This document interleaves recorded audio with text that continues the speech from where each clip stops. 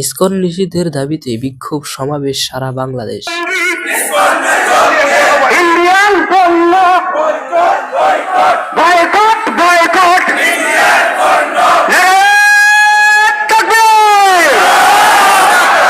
International society ISKCON নামে পরিচিতি। বর্তমানে বিশ্বের প্রায় শতাধিক দেশে সংগঠনটির কার্যক্রম বিস্তৃত হলেও বেশ কিছু দেশে এটি নিষিদ্ধ। বাংলাদেশে ইসকনের কার্যক্রম 70 দশকের শুরু হয়। সংগঠনটি ধর্মপ্রচার, মন্দির পরিচালনা এবং বার্ষিক রথযাত্রা উৎসব আয়োজন করে থাকে। ভক্তরা নিয়মিত কৃষ্ণ মহামন্ত্র জপ এবং ধর্মীয় আচার অনুষ্ঠান পালন করে। এটি 1966 সালের 13 জুলাই যুক্তরাষ্ট্রের নিউ ইয়র্ক সিটিতে এই সংগঠনের যাত্রা শুরু হয়। ইসকন মূলত ইহুদিদের সৃষ্টি। এরা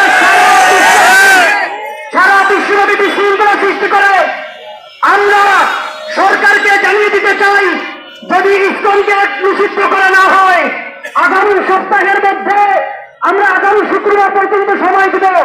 এরপরে চন্দ্রতে বসে আমরা উত্তরবঙ্গকে আলাদা করে দেবো ইনশাআল্লাহ।